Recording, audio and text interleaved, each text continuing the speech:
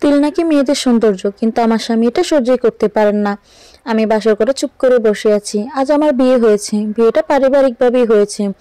সব মেয়ের মতোই অনেক স্বপ্ন নিয়ে স্বামীর জন্য অপেক্ষা করছি। আমার পরিচয়টাই তো দেওয়া হয়নি। আমি অর্ণিতা, এবার অনার্স দ্বিতীয় বর্ষের ছাত্রী। খুব ভালো না হলেও মোটামুটি ভালোই চলছিল আমার পড়ালেখা। পড়ালেখার সুবিধার্থে হোস্টেলেই থাকতে হয়। একদিন ভার্সিটি থেকে এসে দেখি মা অনেকবার কল দিয়েছিল। ভার্সিটিতে থাকার কারণে মোবাইল সাইলেন্ট ছিল, তাই বুঝতে পারিনি। আমি দেখা মাত্রই মাকে কল দিলাম। কিছুক্ষণ রিং হওয়ার পরেই ফোনটা রিসিভ করলো। হ্যালো মা, কল দিয়েছিলে? আমি মা না তো, মা রান্না করছে, তুই একটু ওয়েট কর, আমি মাকে দিচ্ছি। এ হলো আমার আদরের ছোট ভাই, এবার অষ্টম শ্রেণীতে পড়ে। হ্যালো, তোকে কতবার কল দিলাম, ধরলি না কেন মা?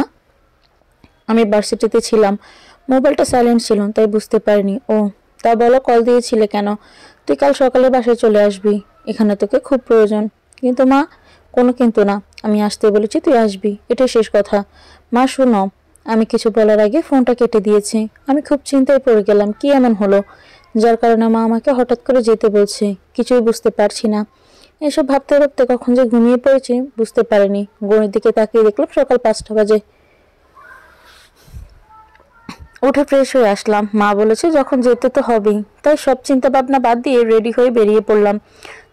6:30টার বাস ধরে বাড়ির উদ্দেশ্যে রওনা দিলাম। বাসের পাশের সিটে একজন লোক বসেছে। দেখতে খুব গম্ভীর, কিন্তু চেহারায় বেশ মায়া মায়া ভাব আছে। যতই সময় যাচ্ছে ততই লোকটার প্রতি আগ্রহ কেন জানি বাড়ছে। লোকটা সারা রাস্তা একদম জনমান্ত্র ভরেই বসেছিল, একটু নড়াচড়া না, কোনো দিকে তাকায়নি পর্যন্ত। এমনকি তার পাশে যে কেউ আছে সেদিকেও তার খেয়াল নেই। এভাবেই আমি আমার গন্তব্যে পৌঁছে গেলাম। বাস থেকে নেমে একটা রিক্সা নিলাম। আমাদের বাড়ির রাস্তার সাথে হওয়ার সুবিধার্থে নেমে আর হাঁটতে হলো না। বাসায় ঢোকার সাথে সাথে বাদরটা আমাকে জড়িয়ে ধরলো আর মা বাবাকে ডাকতে লাগলো। মা এসে বলল, রুমে গিয়ে ফ্রেশ হয়ে আয়, আমি খেতে দিচ্ছি। আমিও সোজা রুমে চলে আসলাম। তারপর ওয়াশরুমে ফ্রেশ হয়ে এসে বিছানায় বসে আছি। মা আমার জন্য খাবার নিয়ে আসলো। আমি বললাম, খাইয়ে দাও। মা আমাকে খাওয়ানোর জন্য লোকমা উঠানো। কোথা থেকে বাদরটা এসে খেয়ে ফেললো আর বলা শুরু করলো, আমি আগে খেয়েছি, তুই পারস নাই। এই বলে বাদরটা দৌড়ে চলে গেল। আমি ওর পেছনে যেতে নিলে মা বলল, পরে ঝগড়া করিস, এখন খেয়ে নে, সারাদিন তো মনে হয় কিছুই খাসনি। সত্যি অনেক ক্ষুধা লেগেছে, তাই খাওয়া শুরু করলাম। খেতে খেতে মাকে জিজ্ঞেস করলাম, আমায় হঠাৎ করে আসতে বললে যে মা? বলল, সারাদিন অনেক ধকল গেছে, এখন খেয়ে শুয়ে পড়, এ বিষয়ে কালকে কথা হবে। মা খাইয়ে রুম থেকে বেরিয়ে গেল। আমি শুয়ে পড়লাম, কিন্তু মাথায় অনেক প্রশ্ন ঘুরপাক খাচ্ছে। এদিকে হঠাৎ বাসায় কেন আসতে বললো, তারপরে ছেলেটা, কোনো উত্তরই মাথায় আসছে না। খুব ক্লান্ত, তাই এসব বাদ দিলাম। চোখ বুজে ঘুমানোর চেষ্টা করছিলাম, তখনই পায়ে সুরসুরি লাগলো। তাকিয়ে দেখি বাদরটা এসেছে। তারপর দুই ভাই বোন মারামারি ঘুষাঘুষি নিয়ে পড়লাম। জানালার ফাঁক দিয়ে সূর্যের আলো এসে চোখে পড়লো। এতে ঘুমটা ভেঙে গেল। সকালে ঘুম থেকে উঠে সূর্যের মিষ্টি হাসিটা দেখার অনুভূতিটাই অন্যরকম।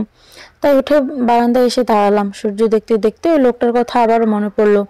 যতই ভাবছি আর ভাববো না, ততই মুখটা চোখের সামনে বেশি উঠছে। হঠাৎ মায়ের ডাকে শুনতে পেলাম, আরো আরো একটু এদিকে আয় তো।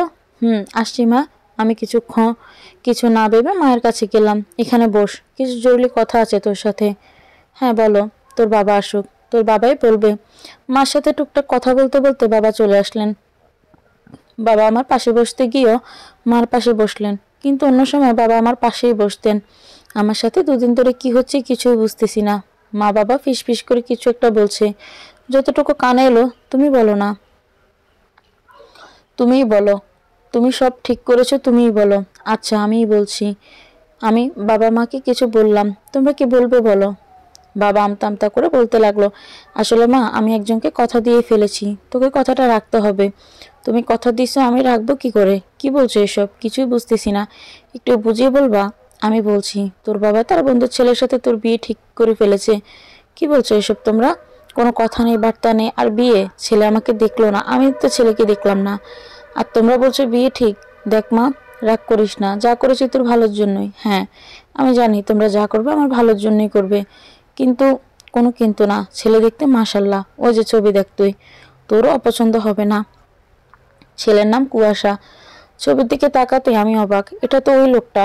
বাবা আরো বলতে লাগলো, আমার বন্ধুটা অসুস্থ অনেক, ওর ইচ্ছে ভালো মন্দ কিছু হওয়ার আগে ছেলের বিয়েটা দেখা। তোকেও ছোট থেকেই চিনি, তুই কেমন তাও জানে, তাই হয়তো তোকে পুত্রবধূ করে নিতে চাচ্ছে। আমারও বয়স বাড়ছে, তোকে কারো হাতে তুলে দিতে পারলে আমিও কিছুটা ভরসা পাই। তাই ও যখন আমার ধরে যখন বলল, আমি সব দিক ভেবে কথা দিয়ে ফেলি। এখন তুই কি করবি ভেবে জানা। যতই হোক জোর করে বিয়ে দিতে তো আর পারবো না, এটা তো তোর সারা জীবনের ব্যাপার। আমিও ছেলেটাকে ছবিতে দেখার পর কেন জানি বলে ফেললাম, তোমরা যাহা বলো মনে করো তাই হবে, আমার কোনো আপত্তি নেই। এই কথা বলে আমি দৌড়ে রুমে চলে আসলাম। সত্যি কথা বলতে নিজের জামাইয়ের সাথে ছুটিয়ে প্রেম করব বলে কখনো প্রেম টেম করিনি, তাই আপত্তি করার কোনো কারণে ছিল না। ভাবতে লাগলাম ওনার বাবা অসুস্থ, তাই হয়তো তখন অত গম্ভীর হয়েছিল। পেছনে শয়তান এসে বলতে লাগলো, কিরে মজা, 2 দিন পরে তোর বিয়ে? 2 দিন পরে মানে? হ্যাঁ, মা তো তাই বললো। আমি এখন আরো অবাক হলাম না। অবাক হওয়ার মতো আর কিছু নেই। বাবার বন্ধু অসুস্থ থাকার কারণে ছোটখাটো অনুষ্ঠানের মাধ্যমে বিয়েটা সম্পূর্ণ হলো। এই রুমের দিকে কেউ আসছে, পায়ের আওয়াজ শোনা যাচ্ছে, হয়তো উনি আসছেন। কেউ এসে আমার পাশে বসলো। বুঝতে পারলাম অন্য কেউ না, কুয়াশা। আপনার সাথে আমার কিছু কথা ছিল, এখন বলবো নাকি ঘুম আসবেন? কালকে সকালে বলবো। এখনই বলতে পারেন, আমার সমস্যা নেই। এই লোকটা কি সবসময় আমার গম্ভীর থাকে? বলার জন্য কুয়াশা আমার দিকে যে তাকালো, অমনি ওনার মুখটা গম্ভীর থেকে রাগান্বিত হয়ে গেল। আমি কিছুই বুঝতে পারছি না, ওনার কি আমাকে পছন্দ হলো না নাকি অন্য কিছু। কিছু বোঝার আগে কুয়াশা উঠে চিৎকার করে বলতে লাগলো, না, এটা হতে পারে না। আমি ভয়ে ভয়ে দাঁড়িয়ে বললাম, কি হয়েছে? আপনি এমন করছেন কেন? আমাকে ধাক্কা দিয়ে ফেলে বলতে লাগলো, তোর গালে তিল কেন? না, আমার চোখের সামনে কারো গালে তিল থাকতে পারে না। আরো অনেক কিছু বলতে বলতে রুম থেকে বের হয়ে গেল। ব্যথায় কানে সব কথা পৌঁছানোর আগে আমি জ্ঞান হারাই। সূর্যের আলো চোখে খুলে নিজেকে বিছানায় আবিষ্কার করি, কিন্তু আমার যতটুকু মনে পড়ে আমি দেয়ালে বাড়ি খেয়ে মেঝেতে অজ্ঞান হয়ে পড়ে যাই। তাহলে কে আমাকে বিছানায় শুইয়ে দিল? কালকে রাতে সব ঘটনা মনে করে উঠতে বসতে যাব, তখন আমার পাশে চোখ পড়তে আমি অবাক হয়ে যাই। একটা মানুষের ঘুমানোর পর এতটা নিষ্পাপ লাগে তা অর্ণিতার জানা ছিল না। এই মায়াবড়া মুখটা দেখলে যে কেউ প্রেমে পড়তে বাধ্য হবে। আচ্ছা, এটাই কি কালকের এই মানুষটা? দেখে মনে হচ্ছে কুয়াশা সারা রাত ঘুমোয়নি।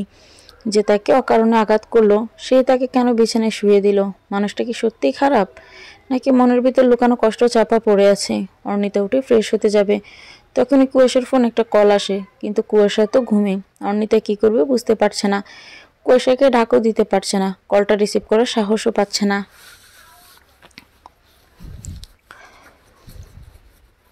কুয়াশাকে ডাকলে ঘুমের ডিস্টার্ব হবে, তাই ভয়ে ভয়ে ফোন ধরলো। অর্ণিতা কিছু বলার আগে ওপাশ থেকে কেউ বলা শুরু করলো, আমাকে না বলেই তুমি বিয়ে করে নিলে, এর ফল একটু ভালো হবে না, কথাটা মাথায় রেখো।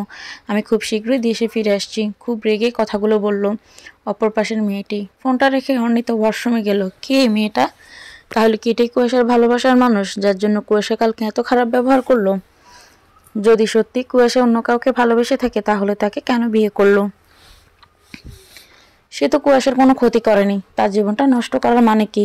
এসব প্রশ্নের উত্তর তাকে কুয়াশাই দিতে পারবে। ওয়াশরুম থেকে বের হয়ে দেখে কুয়াশা বিছানায় নেই। বারান্দায় থেকে হেসে হেসে কথা বলার শব্দ আসছে। অনিতা কানে যতটুকু আসলো, অনেক অনেক লাভ ইউ। রাগ করো না লক্ষ্মীটি, খুব শীঘ্রই তো আসছো বললে, এসে তুমি যা করবে তাই করব। আচ্ছা, কথা দিলাম। অর্ণিতার কাছে এবার সব ক্লিয়ার হয়ে গেল। কুয়াশার রুমে এসে মোবাইলটা রেখে ওয়াশরুমে চলে গেল। অর্ণিতা কিছু বলার সুযোগ পেল না। কি করবে এখন সে? কাল বিয়ে হয়েছে, আজকে কি বাবা মাকে এসব বলা যায়?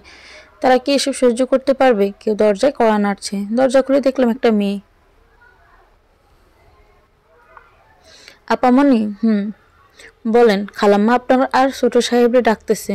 আচ্ছা, আপনি যান, আমি আসছি। আপনি এক্ষুনি চলেন, নাইলে খালাম্মা আমারও বকবো। তাহলে চলেন। নিচে নেমে দেখি কুয়াশার মা বাবা খাবার টেবিলে বসে আমাদের জন্য অপেক্ষা করছে। এখন তোমার শরীর ঠিক আছে তো বৌমা? ঠিক আছে। কাল রাতে তো আমরা সবাই ভয় পেয়ে গিয়েছিলাম। তুমি অজ্ঞান হয়ে গিয়েছিলে কিভাবে? অনেক রাত হয়ে যাওয়ায় ডাক্তার আনা সম্ভব হয়নি। একটু পর কোষের সাথে ডাক্তারের কাছে গিয়ে চেক আপ করে এসো। না আঙ্কেল, আর তার কোনো দরকার নেই। এখন আমি একদম ঠিক আছি। কাল ক্লান্ত থাকায় উঠে দাঁড়াতে গিয়ে মাথা ঘুরে পড়ে যাই, দেয়ালে বাড়ি লাগায়, ব্যথা পেয়ে জ্ঞান হারাই। আমার তো মনে হচ্ছে না ঠিক আছো। নিশ্চয়ই কিছু লুকাচ্ছ। ভয়ে ভয়ে বললাম, কিছু লুকোচ্ছি না তো। কিছু না লুকালে বিয়ের পর কেউ শ্বশুরকে আঙ্কেল বলে নাকি? সরি আঙ্কেল, না মানে বাবা। এ কথা শুনে কুয়াশার বাবা মা হেসে দিলেন। অর্ণিতা কিছুটা লজ্জা পেয়ে যায়। কিছুটা দূরে যে কুয়াশা এসে দাঁড়িয়েছে সেদিকে কারো খেয়াল নেই। কুয়াশা বুঝতে পারছে না মেয়েটার সাথে অকারণে এত খারাপ ব্যবহার করলাম, কিন্তু মেয়েটা বাবা মাকে সত্যি কথা বললো না কেন? ওই তো কুয়াশা চলে এসেছে। কি রে, তুই এখানে দাঁড়িয়ে আছিস কেন? ওখানে আয়, তোর জন্য কখন থেকে অপেক্ষা করছি। মা, আসছি। খাবার খাওয়ার সময় অর্ণিতা কুয়াশা কেউ কারো দিকে একবারও তাকায়নি। মা, আমি একটু বাইরে যাচ্ছি, একটু দরকার আছে, কিছুক্ষণ পর চলে আসবো। এই কথা বলে কুয়াশা চলে গেল। অর্ণিতা খাবার শেষ করে রুমে চলে আসলো। মা বাবা বাড়িটার কথা খুব মনে পড়ছে। মনে হচ্ছে কত যুগ তাদের সাথে দেখা হয় না। এর আগে তো তাদের ছেড়ে কত থেকেছে, কিন্তু এতটা খারাপ তার কখনোই লাগেনি। পিছন থেকে কেউ এসে জড়িয়ে ধরলো। ভাই, তুই, তোর কথা খুব মনে পড়ছিল তাই চলে আসলাম। ভালো করেছিস, কিন্তু তুই কার সাথে আসলি? বাবা আসছে তো নিচে, আন্টি আঙ্কেলের সাথে কথা বলছে। আমি তোকে ডাক দিতে আসলাম। তাহলে নিচে চল। আমাকে নামতে দেখে বাবা মা উঠে আমার কাছে আসলো। আমি বাবা মাকে জড়িয়ে ধরলাম। চোখ দিয়ে পানি পড়া শুরু করলো। কিরে মা, কাঁদছিস কেন? কই কাঁদছি? কাঁদছি না তো, তোমাদের অনেক মনে পড়ছিল। তোর শরীর এখন ঠিক আছে? একটু সাবধানে থাকবি তো। কথাটা শুনে কতটা চিন্তা হচ্ছিল তুই জানিস? তেমন কিছু হয়নি, দেখো একদম ঠিক আছি। বৌমা, তুমি বাবা মাকে নিয়ে তোমার রুমে চলে যাও। তাহলে তুই তোর মাকে নিয়ে যা, আমি তোর শ্বশুর শাশুড়ির সাথে কথা বলি। আচ্ছা। মাকে নিয়ে রুমে চলে আসলাম। আসার পর মা জিজ্ঞেস করলো, এখানে সব ঠিক আছে তো? হ্যাঁ মা, সব ঠিক আছে। মাকে সত্যি কথাটা এখন বলা যাবে না, অনেক কষ্ট পাবে। ভাবলাম সঠিক সময় সব বলবো। মায়ের সাথে অনেকক্ষণ কথা বলে নিচে নেমে আসলাম। বাবা বলল, কুয়াশা কোথায়? আসার পর থেকে তোকে একবারও দেখলাম না। আমারও একবার বের হব আসলে। বাবা, কুয়াশা তো বাসায় নেই, একটু দরকারে বের হয়েছে। কুয়াশার বাবা আমার বাবাকে বলল, বের হবি মানে? আসলেই তো একটু আগে। কমপক্ষে আজকের দিনটা তো থাকবি। না রে, এখন থাকা যাবে না, বাসায় একটু দরকার আছে, অন্য সময় এসে থাকবো। আসি তাহলে, সাবধানে থাকিস। কুয়াশার সাথে তো দেখাই হলো না। তুই একটু সুস্থ হলে কুয়াশাকে নিয়ে চলে যাস। বাবা মা আর ভাই চলে গেল। সেই সকালে কুয়াশা বের হয়েছে, সন্ধ্যা হয়ে রাত হতে লাগলো, এখনো কোনো খবর নেই। ওই মেয়েটা দেশে চলে আসেনি তো? হয়তো মেয়েটার কাছেই গেছে। আচ্ছা, মেয়েটাকে এই বাড়িতে নিয়ে আসবে না তো? তখন তার কি হবে? কি পরিচয় সে কুয়াশার জীবনে থাকবে? এসব ভাবতে ভাবতে কলিং বেল বেজে উঠলো। দৌড়ে গিয়ে দরজা খুললো। দরজা খুলে সামনে তাকাতে তার মাথা ঘুরতে লাগলো। কুয়াশা এসেছে, কিন্তু একা আসেনি, তার সাথে একটা মেয়ে। মেয়েটা দেখতে যথেষ্ট সুন্দর, বয়স অর্ণিতার কাছাকাছিই হবে। তাহলে অর্ণিতা যা ভয় পাচ্ছিল তাই হলো। এই মেয়েটাই কি সকালের মেয়েটা? আরও অনেক কিছু মাথায় ঘুরপাক খাচ্ছে। এখানে আমাদের দাঁড় করিয়ে রাখবেন নাকি ভেতরে ঢুকতে দিবেন? কুয়াশার কথায় হুঁশ ফিরল অর্ণিতার। তারপর দরজার সামনে থেকে সরে দাঁড়ালো। কুয়াশার মা বাবাকে ডাকতে লাগলো। তারা নিচে নেমে আসতে মেয়েটা দৌড়ে গিয়ে তাদের জড়িয়ে ধরল। কথা, তুই কিছু না জানিয়ে চলে আসলি? আমি তো শুধু না জানিয়ে চলে এসেছি। আর তোমরা কি করেছো? আমাকে না জানিয়ে আমার একমাত্র ভাইয়ের বিয়েটা দিয়ে দিলে। আমি তো তোমাদের কেউ না, আমাকে বলবে কেন শুধু শুধু? রাগ করিস না মা, তোর বাবা অসুস্থ হয়ে পড়ে, হঠাৎ করে সব কিছু হয়ে যায়। আর তোকে তো কল দিয়েছিলাম, তোর মোবাইল বন্ধ বলল। হয়েছে অনেক। এবার দেখি কাকে তুলে আনলে আমার ভাইটার জন্য। অন্যিতে এদিকে আসো তো। মা, এ হলো কথা, তোমার একমাত্র ননদ, কুয়াশার চোখের মণি। আর এই হলো তোর ভাবি। কথা অর্ণিতাকে ভালো করে দেখে বলতে লাগলো, দেখতে খারাপ না, কিন্তু ভীতু মনে হচ্ছে। সকালে কল যখন রিসিভই করেছিলেন, বলবে তো তুমি ভাইয়া না।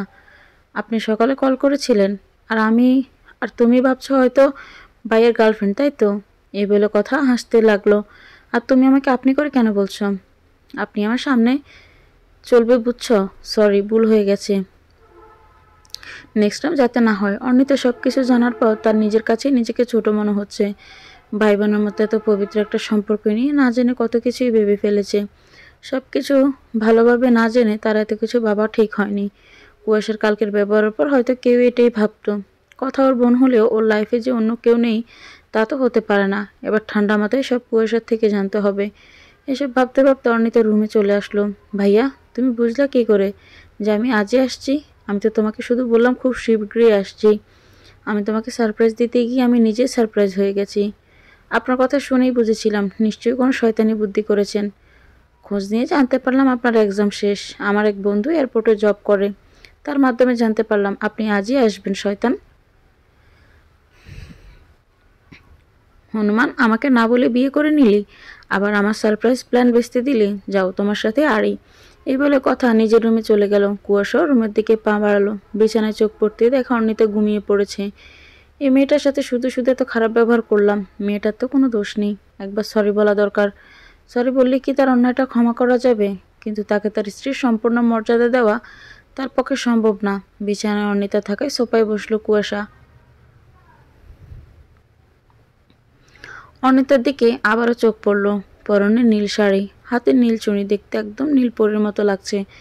সেদিকে তাকাতে না চাইলেও চোখ সেদিকেই যাচ্ছে। সব মেয়েদেরই নীল শাড়িতে একটু বেশি সুন্দর লাগে। অতীতে ডুব দিল। বিবিএ শেষ করে এমবিবিএস করার জন্য নতুন ভার্সিটিতে ভর্তি হলো। ভার্সিটির প্রথম দিন খুব খুশি মনেই গেল, কিন্তু সেখানে হলো আরেক ঝামেলা। বৃষ্টি হয়েছে অনেক, যার ফলে রাস্তাঘাটের খুব বাজে অবস্থা। এটাই শেষ ছিল না, শুধু ভার্সিটি ঢুকতে যাবে তখন একটা মেয়ের সাথে ধাক্কা লাগে। যোগ সামলাতে না পেরে মেয়েটা কাদায় পড়ে গেল।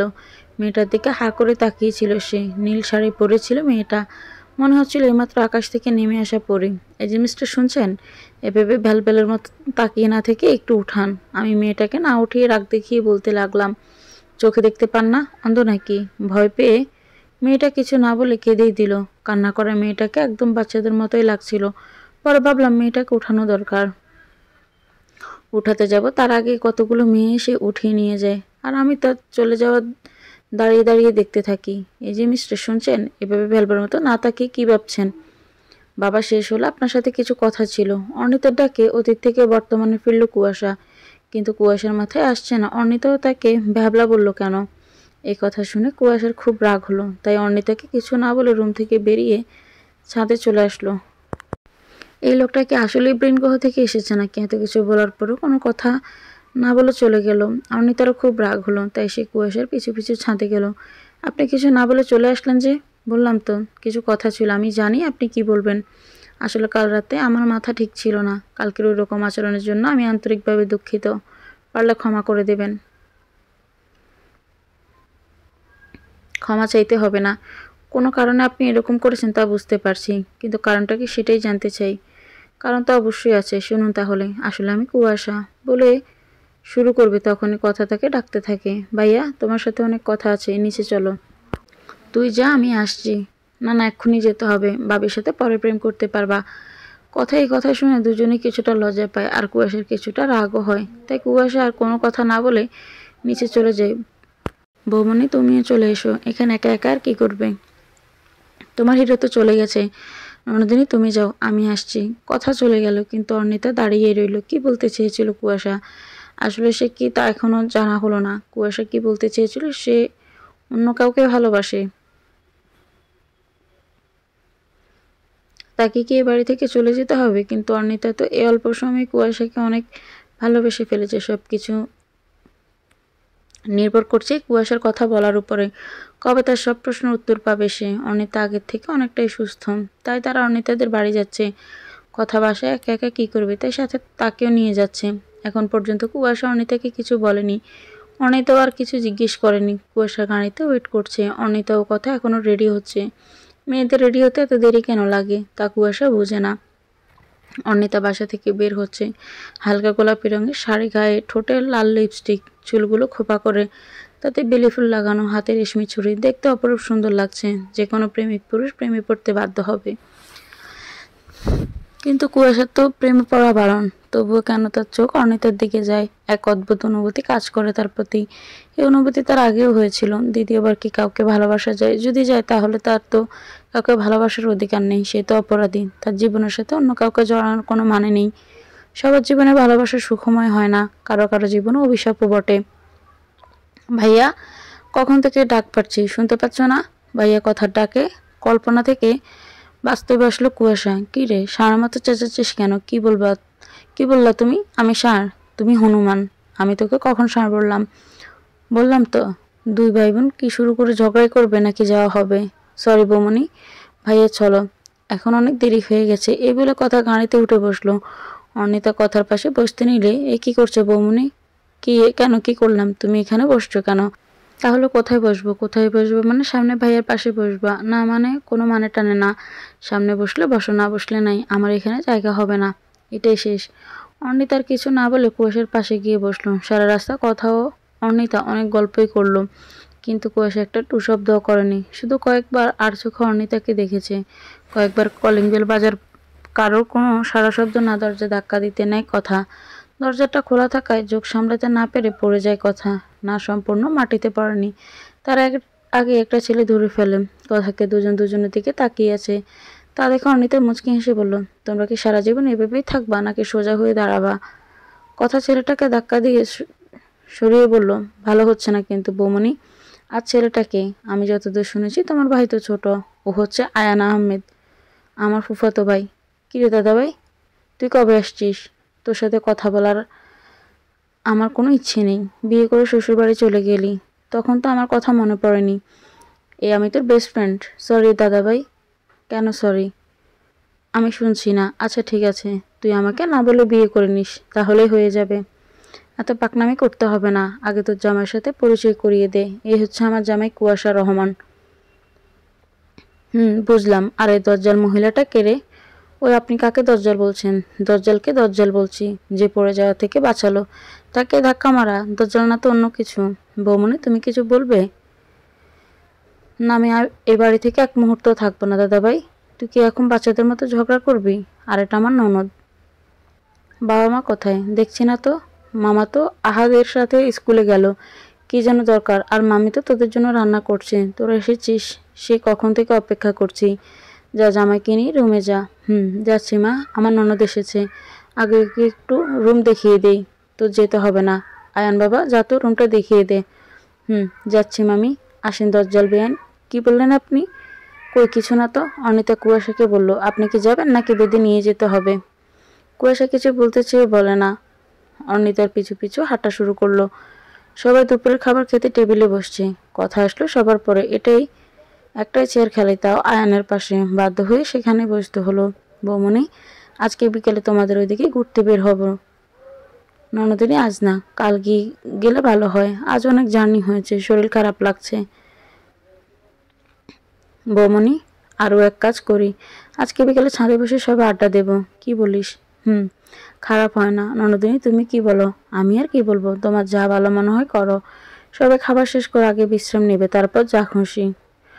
আচ্ছা বাবা। খাওয়া শেষ করে যে যার মতো রুমে চলে গেল। দুটো মানুষ এক রুমে থাকার পরও মনে হচ্ছে কেউ নেই। এই নীরবতার কতদিন থেকে একটা বিড়াল এসে পড়লো কুয়াশার উপর। কুয়াশা ভয়ে চিৎকার করে ওঠে। এটা দেখে অর্ণিতা হাসি যেন থামছেই না। এত হাসার কি আছে? আমি দেখছি নাকি বিড়াল? ভাবছি কি না। ফাজি বিড়াল একটা, একদম ফাজি বলবেন না আমার বিল্লু রানীকে। বিল্লু রানী, এদিকে আয় তো। তুই আমাকে রেখে ওনার কাছে গেলি কেন? ও আসছে বিল্লু রানী। কত ভাবছি, দেখা বাকি রইল। অর্ণিতা কিছু বলতে যাবে, তার আগে আয়ান ডাক দেয়, আরও আসবো? হ্যাঁ দাদা ভাই, আয়। বেলা তো অনেক হলো, চল সবাই ছাদে যাই। তোরা সবাই যা, আমি বিল্লু রানী খাবার দিয়ে আসছি। আচ্ছা কুয়াশা ভাই, আপনি চলেন। আপনার বোন আর আহাতকে নিয়ে আমরা ছাদে যাই। ও আসুক একটু পরে। সবাই অনেকক্ষণ ধরে অপেক্ষা করছে অর্ণিতার জন্য, কিন্তু তার আসার কোনো খবরই নেই। হঠাৎ কিছু একটা শব্দ সবার কানে এলো, কিন্তু কেউ বুঝতে পারছে না কিসের শব্দ হলো। তাই আয়ান বলল, যা তো আহাদ, একটু দেখে আয় কিসের শব্দ। আহাদ নিচে নেমে গেল, কিন্তু আসার খবর নেই। একটু পর আহাদ আপু বলে এক চিৎকার দেয়, কিন্তু কেন? অর্ণিতার জ্ঞান হারিয়ে ফ্লোরে পড়ে আছে, মাথায় আঘাত পেয়েছে, প্রচুর রক্ত পড়েছে। যতটুকু মনে হচ্ছে সিঁড়ি দিয়ে উঠতে গিয়ে পড়ে গেছে। কি ভেবে পড়লো তা অর্ণিতাই ভালো বলতে পারবে। কুয়াশার কোলে নিয়ে তাড়াতাড়ি গাড়িতে উঠালো। কারো আসার জন্য অপেক্ষা করে সময় নষ্ট করতে চায় না সে, তাই একে অর্ণিতাকে নিয়ে রওনা হলো হাসপাতালের উদ্দেশ্যে। কুয়াশার মনে এক অজানা ভয়, হয়তো নতুন করে কাউকে হারানোর ভয়, যার সাথে এখনো পর্যন্ত ঠিকমতো কথা বলেনি। তার প্রতি এক আলাদা অনুভূতি হচ্ছে, কিন্তু কেন, এই প্রশ্ন উত্তর তার নিজেরও জানা নেই। অনেক অজানা ভাবনা ভাবাতে কুয়াশা অর্ণিতাকে নিয়ে হাসপাতালে পৌঁছে। অর্ণিতার বাবা আয়ানও কথা পিছে পিছে গাড়িতে আসতে থাকে। ডাক্তার অর্ণিতার মাথায় ব্যান্ডেজ করে দিয়ে চেক আপ করছে, অন্য কোথাও কোনো আঘাত পেয়েছে কিনা। ডাক্তার এসে বলল, ভয়ের কোনো কারণ নেই, তেমন কিছু হয়নি। মাথায় আঘাত, কিছুদিন সাবধানে থাকলেই ঠিক হয়ে যাবে। আর যতটুকু বুঝলাম, কোনো কারণে অতিরিক্ত চিন্তাও ঠিকমতো না খাওয়ার ফলে শরীর দুর্বল হয়ে গেছে। আপনাদের এই বিষয়টার প্রতি ওর খেয়াল রাখতে হবে, যাতে রোগী ঠিকমতো খাবার খায় আর চিন্তামুক্ত থাকে। ডাক্তারের কথা শুনে কুয়াশা নিজের প্রতি খুব রাগ হচ্ছে, সে খুব ভালো করেই বুঝতে পারছে, তার জন্যে আজ অর্ণিতার এই অবস্থা। এই 7 দিনে অর্ণিতা অনেকটাই সুস্থ হয়েছে। এ কদিন অর্ণিতার সম্পূর্ণ খেয়াল কুয়াশাই রেখেছে।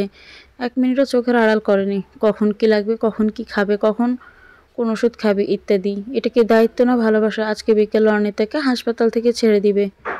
কুয়াশা অর্ণিতার পাশেই বসেছিল। কুয়াশার ফোনে একটা কল আসে। অফিসে কিছু নিয়ে খুব ঝামেলা হচ্ছে, এক্ষুনি অফিসে যেতে বলেছে। এই 7 দিনে অফিসের কোনো খোঁজ খবর সে রাখেনি, এখনও অফিসে যেতে চাচ্ছিল না। অর্ণিতার জোরাজোরিতে যেতে হচ্ছে, কিন্তু তার মন যেতে সায় দিচ্ছে না। মনের ভেতরটা কেমন যেন করছে। কথা কল দিয়ে এখানে চলে আসতে বলে। অফিস থেকে বারবার কল আসায় কথা হাসপাতালে পৌঁছানোর আগে কুয়াশাকে বের হতে হলো। কুয়াশা বের হবার কিছুক্ষণ পর কোথাও আয়ান হাসপাতালে আসে, কিন্তু অর্ণিতাকে কোথাও খুঁজে পাচ্ছে না। আর অপরদিকে কুয়াশার অফিসে গিয়ে দেখে সেখানে সব ঠিক আছে, কোনো ঝামেলা হয়নি। যে নাম্বার থেকে কল দেওয়া হয়েছিল ওই নাম্বারে কল দিল, কিন্তু ফোন বন্ধ বলছে। সেই মুহূর্তে কথা কল দিয়ে বলে অর্ণিতাকে কোথাও খুঁজে পাচ্ছে না। কুয়াশা এক মুহূর্তে সময় নষ্ট না করে অফিস থেকে বেরিয়ে পড়ে। কি হচ্ছে এসব তার সাথে, সে বুঝতে পারছে না। কথা এখনও সম্পূর্ণ সুস্থ হয়নি। এই শরীর নিয়ে কোথায় চলে গেল? আর তাকেই কে কল করে মিথ্যে বলল? আর কেনই বা বলল? দুইটার সাথে কি কোনো যোগসূত্র আছে? কুয়াশা কোথাও আয়ান হাসপাতালের সব জায়গায় ও আশেপাশে সম্পূর্ণ তন্ন তন্ন করে খুঁজেও পেল না। কেউ কিছু বলতে পারছে না। সিসিটিভি ফুটেজও নেই, সময়ের কোনো ভিডিও নেই। তখন হাসপাতালের সব সিসি ক্যামেরা অফ ছিল। কোনো উপায় না পেয়ে কুয়াশা পুলিশকে সব কিছু জানায়। অনেক খোঁজাখুঁজি করেও অনিতার কোনো খবর পাওয়া যাচ্ছে না। পুলিশও খুঁজে পাচ্ছে না। এভাবে বেশ কয়েকদিন কেটে যায়। একদিন দুপুরে অনিতাদের বাসার কলিং বেল বেজে উঠল। অনিতার মা দরজা খুলে অবাক হয়ে যায়। দেখে অনিতা দাঁড়িয়ে আছে। দেখে মনে হচ্ছে খুব পেয়ে আছে। কোথায় ছিলি তুই এতদিন? তোকে আমরা কত খুঁজেছি তুই জানিস? অনিতা কিছু বলার আগে জ্ঞান হারিয়ে ফেলে। বেশ কিছুক্ষণ পর অনিতার জ্ঞান ফিরে। ভালো করে চারিদিক তাকিয়ে দেখে সে কুয়াশার রুমে, আর তার পাশে কুয়াশা বসে আছে। আমি এখানে কি করে আসলাম? আমি তো বাসায় ছিলাম। এখনো তো বাসায়ই আছো? না, আমি আমার বাসায় ছিলাম। এটা কার বাসা তাহলে? এটাই এখন তোমার আসল বাসা? না, আমি এখানে থাকবো না, আমি বাড়ি যাব। এমন করছো কেন? কি হয়েছে তোমার? আর এতদিন কোথায় ছিলে? তোমাকে কত খুঁজেছি জানো? আপনাকে খুঁজতে কে বলেছে? আর আপনি তো জানতেনই আমি কোথায় ছিলাম। এখন ভালো মানুষ হয়ে লাভ নেই, এখন আমাকে যেতে দিন। এই কথা বলে অনিতা উঠে চলে যেতে নিলে কুয়াশা হাত ধরে আটকায়। ওয়েট, আমি জানতাম মানে? তুমি কি বলতে চাচ্ছ? বুঝতেছি না, একটু বুঝিয়ে বলবে? এখন তো কিছুই বুঝবেন না। আচ্ছা, আমি বুঝিয়ে বলছি, তার আগে আমার হাতটা ছাড়েন। কুয়াশা কিছু না বলে অনিতার হাতটা ছেড়ে দেয়। আপনি আর আপনার প্রেমিকা প্ল্যান করে আমাকে এতদিন আটকে রেখেছিলেন। আপনার বাবা আপনাকে জোর করে বিয়ে দেওয়ায় আপনাদের মাঝে এতদিন আমি পথের কাঁটা হয়েছিলাম।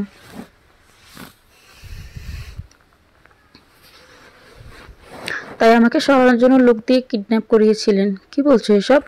এ ব্যাপারে আমি কিছুই জানি না, সব মিথ্যে কথা। আমার প্রেমিকা আসবে কোথা থেকে? আর তুমি আমার পথের কাঁটা হবে কেন?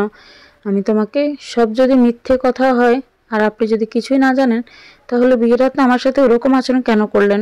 বিয়ের রাতে দিন হয়ে গেছে, আপনি এখনো পর্যন্ত আমার সাথে ভালো করে কথা বলেননি। এসবের মানে কি? আমি তোমার সাথে সেদিন খারাপ আচরণের জন্য ক্ষমা চেয়েছি, আর তার পেছনে একটা কারণও আছে, তাও বলেছি। কিন্তু কারণটা বলার সুযোগ পাইনি। এখন বলুন। বলছি। তুমি মাথা ঠান্ডা করে বসো। সবার অতীত সুন্দর হয় না, কারো কারো অতীতে থাকে কষ্ট, ভয়, অপরাধবোধ, ভুল। আমি একটা মেয়েকে খুব ভালোবাসতাম, আনহা। আনহাও আমাকে ভালোবাসতো। MBA করার জন্য আমি ভার্সিটিতে ভর্তি হই। আনহা একই ভার্সিটিতে পড়তো। ওরা ছিল 2 যমজ বোন। ওর বোনের নাম ছিল তানহা। আনহা তানহা দেখতে হুবহু একই হলেও ওদের মধ্যে একটা পার্থক্য ছিল। তানহার ডান গালে একটা তিল ছিল, আর ওদের স্বভাব ছিল একদম আলাদা। আনহা ছিল খুবই শান্ত প্রকৃতির, তানহা পুরো উল্টো, খুব চঞ্চল। অল্প সময়ে দুজনের সাথে খুব ভালো বন্ধুত্ব গড়ে ওঠে। আনহাও আমার এই বন্ধুত্ব কখনো যে ভালোবাসায় পরিণত হয়েছে বুঝতে পারিনি, কিন্তু এখনো মুখ ফুটে কিছু বলতে পারিনি। একদিন আমাদের ব্যাচের সবাই প্ল্যান করলাম কোথাও ঘুরতে যাওয়ার। আনহা প্রথমে যেতে চায়নি। আমার আর তানহা জোরাজোরিতে শেষমেশ রাজি হয়ে যায়। কে বা জানতে এই রাজি হওয়াটাই কাল হয়ে দাঁড়াবে। ঠিক হলো 2 দিন পর আমরা রওনা দিব। কথা মতো খুব ভোরে আমরা রওনা হলাম। পৌঁছালাম সন্ধ্যার পর। ক্লান্ত হওয়ার ফলে সবাই খাবার খেয়ে ঘুমিয়ে পড়লাম। পরের দিন খুব ভোরেই জেগে গেলাম, সবাই ঘুমে তখনও। তাই আমি ভাবলাম একটু হেঁটে আসি। বের হয়ে কিছুক্ষণ হাঁটার পর একটু দূরে কাউকে দেখা যাচ্ছে।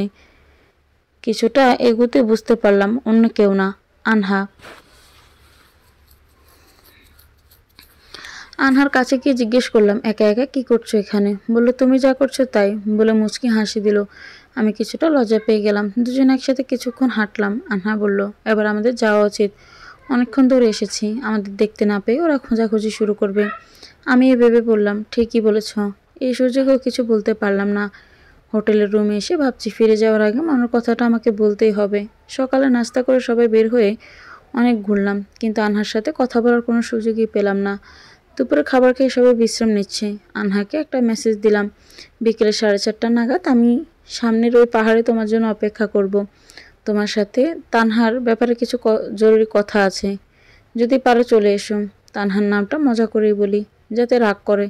কেন জানি ওকে রাগাতে খুব ভালো লাগতো। আমি বিকাল 4টা বাজে ওখানে চলে যাই, জানি রাগেও 4:30 বাজার আগে চলে আসবে।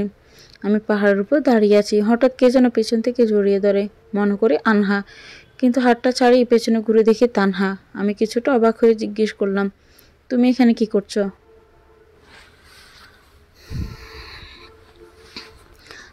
তানহা বলল, তুমি আনুকে বলেছ আমার ব্যাপারে ওর সাথে কথা আছে, তাই ও আমাকে আগেই পাঠিয়ে দিল। এই কথা বলে তানহা আবার আমাকে জড়িয়ে ধরে আর বলে, আমি তোমাকে খুব ভালোবাসি। আমি ওর কথা শুনে রাগে ওকে ধাক্কা দিয়ে সরিয়ে দিই। তখনই কে যেন আনু বলে চিৎকার দিল। তাকে দেখি আমার ধাক্কা তাল সামলাতে না পেরে তানহা পাহাড় থেকে নিচে পড়ে যাচ্ছে। আর সামনে দেখি আনহা দাঁড়িয়ে আছে, কিন্তু আমার মাথায় ঢুকলো না আনহা কেন তানহাকে আনু বলে ডাক দিল। ভালো করে খেয়াল দেখলাম আমার সামনে তানহাই দাঁড়িয়ে আছে। আমি সব কিছু বুঝে ওঠার আগে জ্ঞান হারিয়ে ফেলি। জ্ঞান ফিরে যখন আমি নিজেকে হাসপাতালে আবিষ্কার করি, আমি এখানে কেন, এসব ভাবতে সব কিছু মনে পড়ে। আমি আনহা বলে একটা চিৎকার দিই। তখনই সবাই দৌড়ে আমার সামনে আসে, শুধু আনহা বাদে। আমি সবাইকে জিজ্ঞেস করলাম, আনহা কোথায়? কিন্তু কেউ কোনো কথা বলছে না। আমি যখন চেঁচামেচি শুরু করি, তখন কেউ একজন বলে উঠল, আনোয়ার নেই। কথাটা অন্য কেউ না, তানহাই বলল। আমি তখন চিৎকার করে বলতে লাগলাম, এটা হতে পারে না, আমার আনহার কিছু হয়নি। আমার আনহা আমাকে ছেড়ে কোথাও যেতে পারে না। তখন আমি উঠে চলে যেতে নিলে সবাই আমাকে জোর করে আটকে রাখে।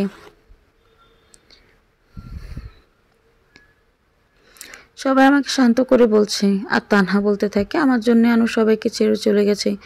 আমি যদি তখন আনুকে আমার মতো সেজে তোমার কাছে যাওয়ার কথাটা না বলতাম, তাহলে হয়তো আনু আমাদের সাথেই থাকতো। তুমি যখন আনুকে মেসেজটা দাও, তখন ও বলল, দেখ পাগলটা আমায় রাগানোর জন্য কি মেসেজ করেছে, কিন্তু আমি জানি ও আজকে আমাকে প্রপোজ করবে। তখন আমি আনুকে বললাম, কুয়াশা যখন তোকে মজা করে কথা বলেছে, তাহলে তুইও এক কাজ কর, আমার মতো সেজে কুয়াশার কাছে যা, দেখবি কুয়াশা কি করে। আনু আমার কথা মতো আমার মতো সে যায়, আমার একটা ড্রেস পরে আর গালে কাজল দিয়ে দিলে কি তোমার কাছে যায়, আর আমাকে বলে একটু দূরে দাঁড়িয়ে সবটা দেখতে। তারপর কী ঘটে তা তো তুমি জানোই। এসব শোনার পর আমি চোখে ঝাপসা দেখতে থাকি। সব শোনার পর আমার মাথায় প্রচুর চাপ দেয়। তারপর আর কিছু মনে নেই। জ্ঞান ফিরে যখন সবাই বললো 3 দিন আমার কোনো হুঁশ ছিল না। কিছুটা সুস্থ হওয়ার পর বাবা মা আমাকে বাসায় নিয়ে আসে।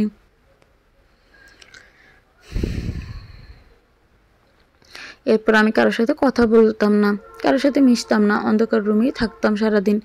এর মাঝে শুনি আনহার বাবা মা আমাকে পুলিশে দিতে চেয়েছিল, কিন্তু তানহা ওনাদের বোঝায় আমার এতে কোনো দোষ নেই। তানহার অনুরোধে আমি আর কিছু বলে না। আমার বন্ধুরা আমার সাথে কথা বলার অনেক চেষ্টা করে। দেখতে দেখতে একটা বছর চলে গেল।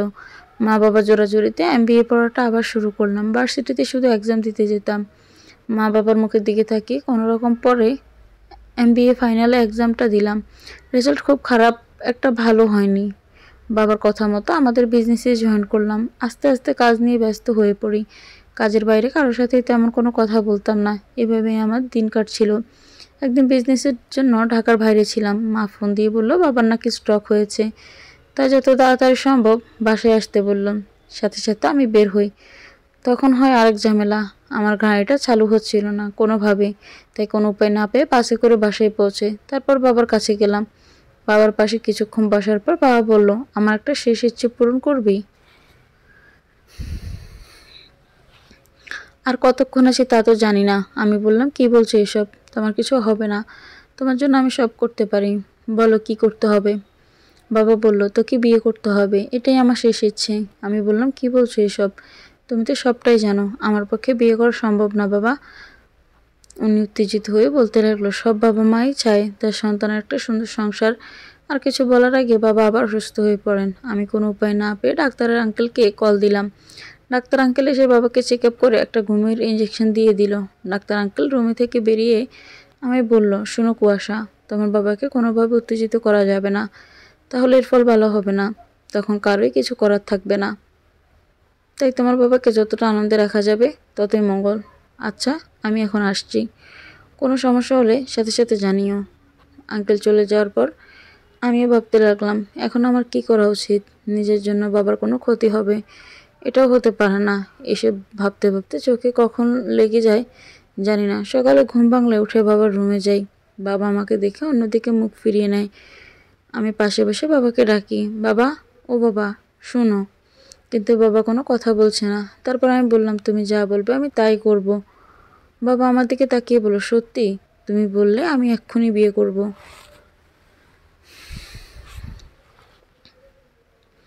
এখন না, 2 দিন পর করলেই হবে। আমার বন্ধুর মেয়ে আছে, দেখতে খুব সুন্দর, আচার ব্যবহারও খুব ভালো, ওখানে ছবি আছে, দেখে নে। না থাক, তোমরা দেখেছো তাতেই হবে। এই বলে আমি রুম থেকে বের হয়ে আসি।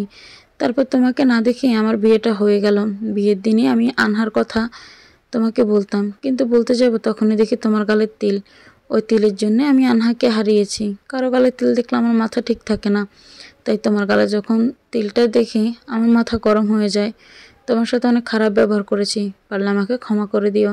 সব কিছু শোনার পর আনিতের চোখ থেকে পানি পড়ছে। তার কোনো কথা বলার ভাষা নেই, কিন্তু আনিতে এটা বুঝতে পারছে না এতদিন তাহলে কে তাকে আটকে রাখলো, কেনই কুয়াশার সম্পর্কে এত কিছু বলল, তার উদ্দেশ্যই বা কী? সে কি তাহলে কুয়াশার কোনো ক্ষতি করতে চায়, নাকি অন্য কিছু? অনিতা কুয়াশাকে এসব কথা বলতে যাবে, কিন্তু পরে ভাবে এখন বলা ঠিক হবে না। এখন মানুষটার মনের অবস্থা ভালো না, তাকে কিছুক্ষণ একা থাকতে দেওয়া প্রয়োজন। এই ভেবে অনিতা রুম থেকে বের হতে নিলে কুয়াশা তার হাত ধরে তাকে আটকায়। তুমি কি পারবে আমাকে নতুন করে সুযোগ দিতে? পারবে আমার অতীত মেনে নিয়ে সারা জীবন পাশে থাকতে? পারবে আমাকে ভালোবাসতে, নাকি দূরে চলে যাবে? যদি যেতে চাও তাহলে যেতে পারো, তোমাকে আটকানোর যোগ্যতা আমার নেই। আমি জানি তোমার সাথে যা করেছি তা ক্ষমার অযোগ্য। শুধু একটাই কথা বলবো, কখনো তোমাকে ভালোবেসে ফেলেছি নিজেও জানি না। এতদিন তুমি না থাকাই বুঝেছি আমার জীবনে তোমার মূল্য। কুয়াশার কথাগুলো শুনে অনিতা কি বলবে বুঝতে পারছে না। কিছু না বলে সে কুয়াশাকে শক্ত করে জড়িয়ে ধরল। কুয়াশা একটু অবাক হয়ে যায়। সেই মুহূর্তে এটা আশা করেনি। সে ভেবেছিল অনিতা হয়তো তাকে ছেড়ে সারা জীবনের মতো চলে যাবে। মিস্টার ভাবলা, কি ভেবেছিলে এত সহজে আপনাকে ছেড়ে চলে যাব? যতই খারাপ ব্যবহার করতেন তবুও যেতাম না। একটু আগে তাহলে কে যেতে চেয়েছিল? না মানে তার পেছনে তো একটা কারণ ছিল। যাই হোক, এখন বলো তো, তুমি এতদিন কোথায় ছিলে? আর ওই কথাগুলো কেন বললে? এখন বাদ দেন তো, অনেক সময় পাবেন শোনার জন্য, না এক্ষুনি বলো। তুমি বললে অনেক হিসেব মিলবে। ওই দিন আপনি বের হয়ে যাওয়ার পর আমার কেবিনে একটা মেয়ে আসে। মেয়েটার মুখটা ঢাকা ছিল, ও চোখে চশমা পরা ছিল, তাই বুঝতে পারিনি মেয়েটা কে। আমার কাছে এসে জিজ্ঞাসা করলো, কেমন আছো অনিতা? আমি কিছু বলার আগে মুখে একটা রুমাল চেপে ধরেন। তারপর কিছু মনে নেই, চোখ মেলে যখন তাকাই একটা অচেনা জায়গায় দেখতে পাই নিজেকে। একটা রুমে আটকে রাখা হয়েছিল আমাকে, সেখানে তখন কেউ ছিল না। কিছুক্ষণ পরে মেয়েটা আসে। মেয়েটা আমাকে বলল, তুমি ভাবছো তো আমি কে? তোমাকে এখানে কেন এনেছি? আমার উদ্দেশ্য কি? আমি হলাম কুয়াশার প্রেমিকা। আমরা দুজন দুজনকে খুব ভালোবাসি। তোমাকে এখানে এনেছি তার কারণ তুমি আমাদের পথের কাঁটা। কুয়াশার বাবা জোর করে তোমার সাথে বিয়ে দিয়েছে, তাই তোমাকে সরানোর জন্য আমরা প্ল্যান করে তোমাকে কিডন্যাপ করেছি। এসব বলার সময় মেয়েটার ফোনে একটা কল আসে। আমাকে বলে, দেখেছো আমাকে কত ভালোবাসে। একটু কথা হলো, আবার কল দিয়েছে। মেয়েটা আমাকে ফোন দেখালো। আমি দেখলাম তোমার নাম লেখা। ফোনটা রিসিভ করে বলতে লাগলো, হ্যাঁ বেবি, এখানে সব ঠিক আছে। তোমার বউ আমার সামনেই আছে, তুমি কোনো চিন্তা করো না, সব ঠিক হয়ে যাবে। তারপর ফোনটা রেখে দিল, আর মেয়েটাও চলে গেল। এভাবে কতদিন চলতে লাগলো। আমি ওখান থেকে পালানোর অনেক চেষ্টা করি, আর একদিন সুযোগও পেয়ে যাই। পালিয়ে অনেক কষ্টে বাসায় পৌঁছাই।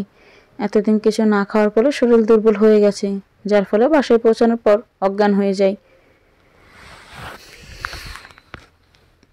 তারপর তো জানোই, বলো কি মেয়েটাকে, আমি কিছু বুঝতেছি না। জানো ওই দিন কী হয়েছে?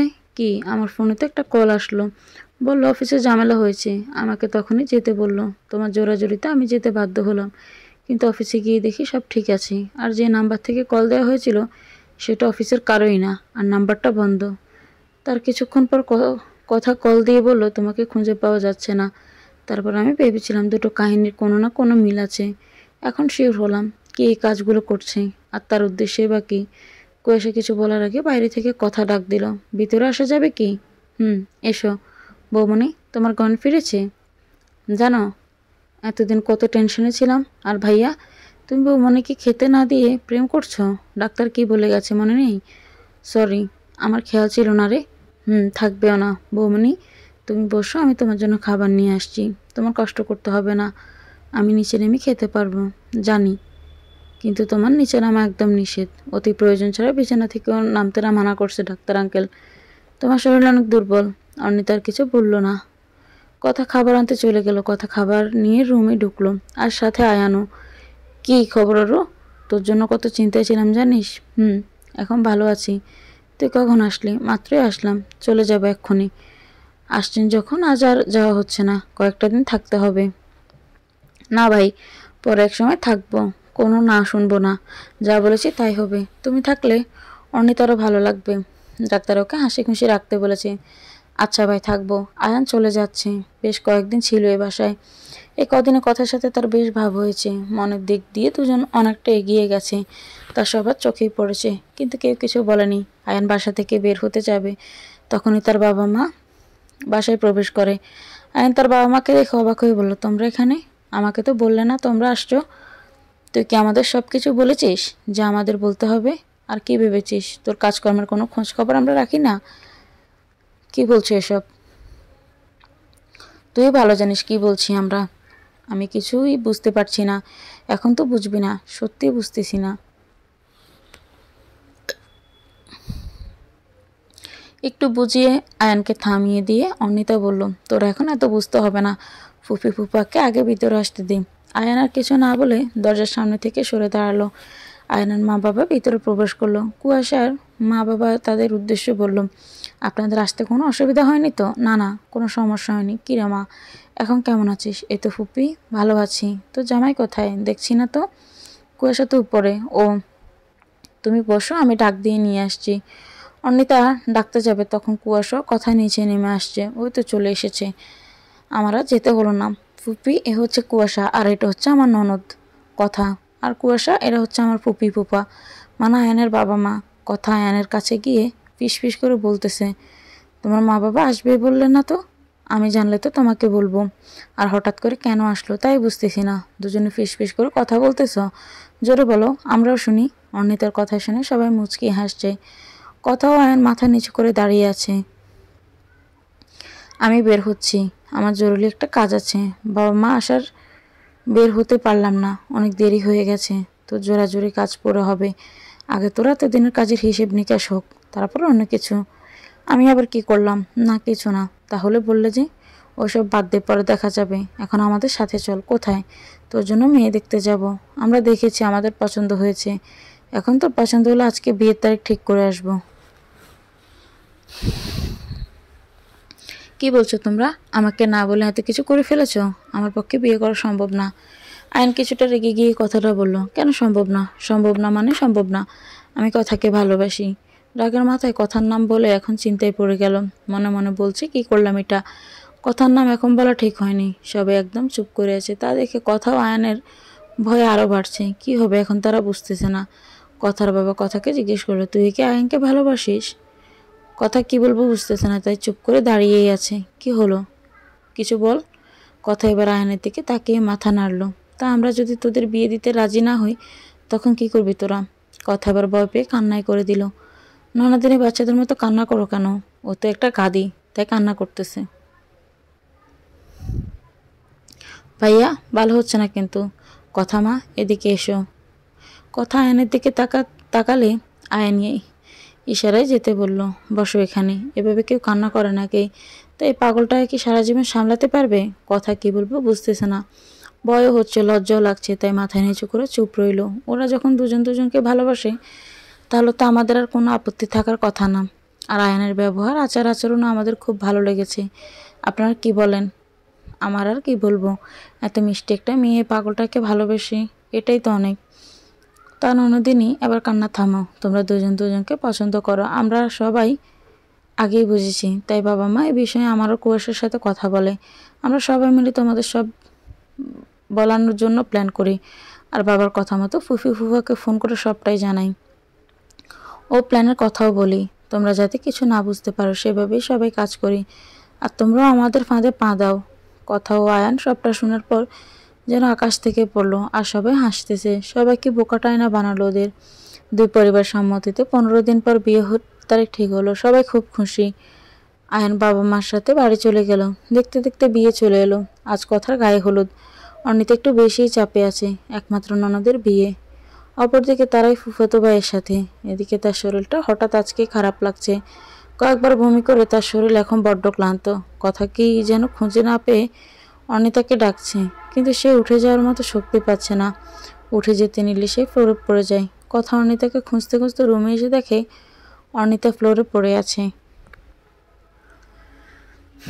কুয়াশা ডাক্তার আঙ্কেলকে কল দিয়ে না পেয়ে সে অনিতাকে ডাক্তারের কাছে নিয়ে যায়। কথা গায়ে হলুদের অনুষ্ঠান শুরু হতে অনেকক্ষণ বাকি, তাই সাথে গেল। ডাক্তার অনিতার চেক আপ করতেছে। কুয়াশার অবস্থা তখনও পাগল পায়। অনিতার কি হলো সে বুঝতে পারছে না। একটার পর একটা বিপদ মেয়েটার হতেই থাকে। ডাক্তার রিপোর্ট দেখতে দেখতে বের হচ্ছে। ডাক্তার এসে কি বলবে সে কুয়াশার খুব চিন্তায় আছে। ছোট একটা প্রাণ পৃথিবীতে আসার অনুভূতিটা অন্যরকম। সেই অনুভূতিটা এখন কুয়াশার অনিতার হচ্ছে। ডাক্তার বলল, ছোট একটা প্রাণ পৃথিবীতে আসছে। হ্যাঁ, অনিতা মা হতে চলেছে। বাড়িতে এখন কথার বিয়ের আনন্দের থেকে এই আনন্দটাই বেশি। কুয়াশা বাসায় এসে অনিতাকে কিছু খাইয়ে রুমে শুইয়ে রেখে দরজা বাহির দিয়ে বন্ধ করে দিয়েছে। কারণ বাইরে গেলে কোনো না কোনো কাজ করবেই। কথার গায়ে হলুদের অনুষ্ঠান শুরু হয়েছে। অনিতাকে এখন কুয়াশা বের করেছে। কোলে তুলে এনে কথার পাশে বসিয়ে রেখেছে। আর বারণ করেছে উঠতে। কুয়াশা একটু দরকারে কোথায় যেন যায়। হলুদ অনুষ্ঠান শুরু হয়েছে, কিন্তু হলুদের বাটি খুঁজে পাওয়া যাচ্ছে না। তাই অনিতা হলুদের বাটি খুঁজতে যায়। ভালো করে সব জায়গায় খুঁজে পেয়েও যায়। হলুদের বাটিটা নিয়ে আসার সময় অনিতা কিছুটা দূরে একটা মেয়েকে দেখতে পায়। মেয়েটার মুখটা ঢাকা। হঠাৎ তার মনে পড়ে কিডন্যাপার মেয়েটার কথা। কিন্তু মেয়েটা এখানে কি করছে? কিছু একটা ভেবে অনিতা মেয়েটার পিছু নেয়। মেয়েটার পিছু নিতে নিতে অনেক দূর চলে আসে। হাঁটতে হাঁটতে অনিতা হোঁচট খেয়ে পড়ে যায়। না, পড়েনি, কুয়াশা ধরে ফেলেছে। অনিতাকে সোজা করে দাঁড় করিয়ে, তোমাকে আমি ঘর থেকে বের হতে না করেছি, আর তুমি এখানে কি করছো? কুয়াশা রেগে কথাটা বলায় অনিতা বেশ ভয় পেয়ে গেছে। কি মেমে করছো? ঠিকভাবে কথা বলো। না মানে মেয়েটা? কোন মেয়েটা? আমাকে কিডন্যাপ করেছিল যে ওই মেয়েটা কোথায়? অনিতাকে দেখে, মেয়েটা এখানে আর নেই। এখানেই ছিল। আমি কথার হলুদের বাটি আনতে গিয়ে দেখি মেয়েটা আমার সামনে। আমি মেয়েটার পিছু নিতে নিতে এতদূর চলে এসেছি, বুঝি নাই তোমার কি কোনো বুদ্ধি নেই? কাউকে কিছু না বলে এই শরীর নিয়ে একা একা চলে এসছো। আমি সময় মতো না আসলে এখন কি হতো চিন্তা করেছো? আর মেয়েটাও তো তোমার কোনো ক্ষতি করে দিতে পারতো। তুমি এখন একা একা না, আরেকটা প্রাণ আছে তোমার সাথে। এটুকু তো মাথায় থাকা উচিত ছিল। সরি। দেখো, এখানে সরির কিছু না। একটার পর একটা বিপদ আমাদের আসতেছে, আমাদের তো একটু সতর্ক থাকতে হবে। হুম, এখন আর বলতে হবে না, বাসায় চলো। এদিকে সবাই অনিতাকে খুঁজে পাচ্ছে না, তাই খুব চিন্তায় আছে। কুয়াশা অনিতাকে নিয়ে বাসায় আসলো। সবাই জিজ্ঞাসা করছে, কোথায় গিয়েছিলি তোরা? কাউকে কিছু না বলে কুয়াশা বলল, এই তো সামনেই। তোমরা হলুদের অনুষ্ঠান শেষ করো। আর কিছু না বলে অনিতাকে নিয়ে রুমে চলে গেল।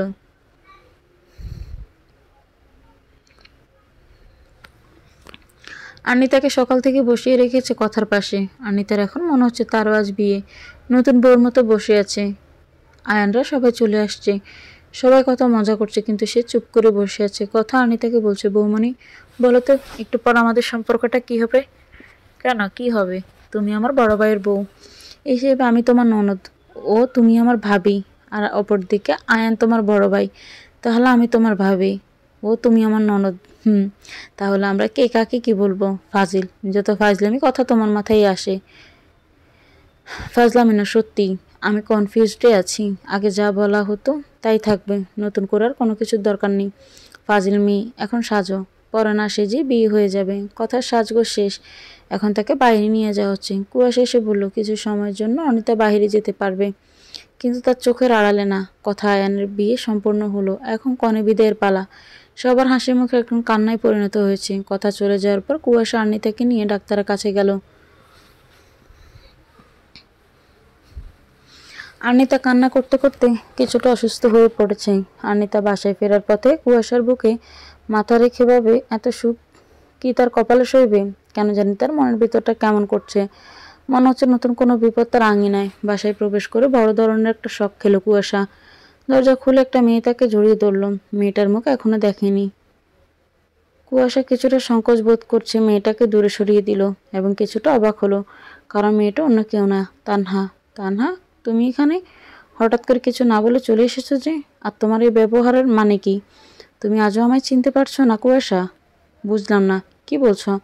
তোমাকে না চেনার কি আছে? সত্যিই কি চিনেছ, নাকি বুঝতে পারছো আমি কে? একটু ভালো করে খেয়াল করলে তো হয়তো বুঝতে আমি কে। কুয়াশা মেয়েটার কথা শুনে কিছুটা অবাক হয়ে ভালো করে দেখে। মেয়েটাকে ভালো করে দেখে কিছু বুঝেও না যেন। সে বুঝতে পারছে না কি হচ্ছে তার সাথে। কি হলো কুয়াশা? কিছু বলো। তুমি সত্যিই চিনছো না আমায়, নাকি চিনো না চেনার ভান করছো? কে তুমি? আমি কে? সত্যিই তো আমি কে? যার জন্য জীবন থেকে এতগুলো সময় হারিয়ে গেছে, যার জন্য এতগুলো দিন আপনজনদের ছেড়ে দূরে থাকতে হয়েছে, যার জন্য বেঁচে থাকা সত্ত্বেও মৃত ছিলাম, যার জন্য এতদিন এই শহর থেকেও জানতাম না আমার পরিচয়, সে আজ বলছে আমি কে। তাহলে আমি আর কি বলবো? আনহা? না, কেউ না আমি। আমারই ভুল হয়েছে, সব কিছু মনে পড়ার সাথে সাথে তোমার কাছে চলে এসেছি। আমারই বোঝা উচিত ছিল তুমি আনহাকে এত তাড়াতাড়ি ভুলে যাবে। কুয়াশার কিছু না বলে আনহাকে জড়িয়ে ধরে, এবার কিছু একটা মনে করে ছেড়ে দেয়। আনহা, তোমাকে কিছু বলার আছে। হ্যাঁ বলো। একটু ওয়েট। কুয়াশা আনিতাকে চারিদিকে তাকিয়ে খুঁজতে লাগলো। এতক্ষণ এখানেই ছিল, কোথায় চলে গেল? মা বাবা, তোমরা কি আনিতাকে ভিতরে ঢুকতে দেখেছ? না তো। আমি তো আনহার কথা শুনতে শুনতে ওর দিকে খেয়ালই করিনি। আমিও। আরও ভিতরে আসলো তো কারো না কারো চোখে পড়তো। দেখ বাবা, মেয়েটা আবার এই শরীর নিয়ে কোথায় চলে গেল। কুয়াশা, আনিতা কে? আমি যতটুকু জানি তোমার একটাই বোন, নাম কথা। তাহলে ও ও আমার স্ত্রী মানে? তোমার সাথে এই বিষয়ে কথা বলছি। আমার এখন আর্নিতা কোথায় তা খুঁজতে বের করা প্রয়োজন। মা, তুমি একটা রুমে থাকতে দাও, আমি আর্নিতাকে নিয়ে এসে বিষয়ে কথা বলছি। কুয়াশা কাউকে আর কিছু বলার সুযোগ না দিয়ে বের হয়ে গেল আর্নিতাকে খুঁজে। বেশিক্ষণ হয়নি আর্নিতাকে খুঁজে পাচ্ছে না। এত তাড়াতাড়ি বাসায় চলে যেতে পারেনি, তাই কুয়াশা আর আর্নিতার বাবা মাকে কল দিল না। হ্যাঁ, আর্নিতা দরজায় দাঁড়িয়ে সবটা দেখে সবটা শুনে এরপর এক মুহূর্তে সেখানে না থাকার সাহস পেল না। কুয়াশার জীবনে তার ভালোবাসা ফিরে এসেছে, তাহলে কোনো অধিকারে সে তার জীবনে থাকবে। শরীর খারাপ আগে থেকেই, তারপর ওইসব, আর এখন এতটা পথ হাঁটতে হচ্ছে, মনে হচ্ছে আরেক পা এগুলোই সে পড়ে যাবে। হঠাৎ কাঁধে কারো হাতে স্পর্শ পায়, পেছনে ফিরে তাকায় সে। দাঁড়ান, কোথায় নিয়ে যাচ্ছেন আমাকে? হাতটা ছাড়েন।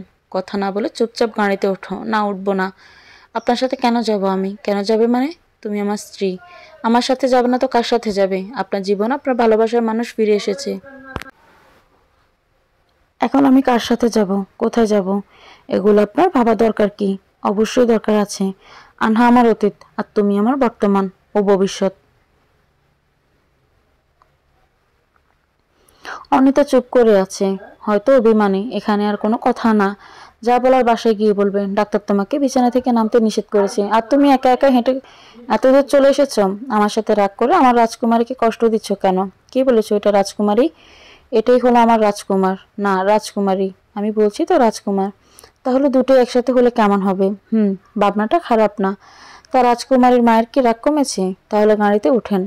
আনিতা একটা বেঞ্চি দিয়ে গাড়িতে উঠল। আনিতাও আনহা মুখোমুখি, দুজনেই নিশ্চুপ। সবকিছু শোনার পর এখন আনহার কি বলা উচিত হয়তো সে বুঝছে না।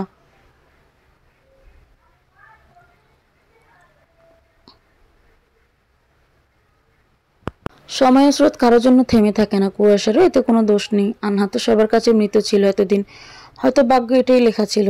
আনিতা, পারলে আমাকে ক্ষমা করে দিও। না জেনে কিছু সময়ের জন্য তোমাদের মাঝে চলে এসেছিলাম। আমি আগে জানলে কখনোই আসতাম না। আমি চলে যাচ্ছি, সুখে থেকো তোমরা। তুমি শুধু শুধু ক্ষমা চাচ্ছ কেন?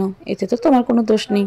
আর এত রাতে কোথায় যাবে? কালকে সকালে কুয়াশা তোমাকে বাসায় পৌঁছে দিয়ে আসবে। তুমি দেখতে যেমন মিষ্টি, কথাও তেমন মিষ্টি। আচ্ছা কালকে যাব। ঘন্টা দুয়েক আগে কুয়াশা আনহাকে পৌঁছে দিতে গেছে, কিন্তু এখনও আসছে না। কুয়াশা আসলে সবাই আয়ানদের বাসার উদ্দেশ্যে রওনা দিবে। কুয়াশা বাসায় আসলো, কিন্তু একা না, সাথে আনহাও। আনিতা কিছুটা অবাক হয়ে কুয়াশার দিকে তাকালো। কুয়াশা কিছু বলার আগে আনহা বলতে লাগলো, আসলে আমার মা বাবা বাসায় নেই। আশেপাশের লোকজন বলল আমেরিকায় গেছে কিছুদিন আগে। বাবা মার ওখানে নাম্বার কারোর কাছে নেই। আমি এখন কোথায় যাব?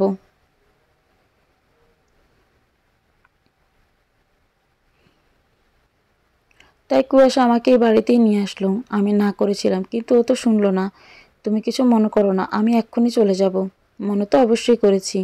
আমাকে না তোমার এতটাই খারাপ মনে হয়েছে যে কেউ সমস্যায় পড়েছে আর আমি উল্টো তার সাথে খারাপ ব্যবহার করব? না মানে? না মানে কি?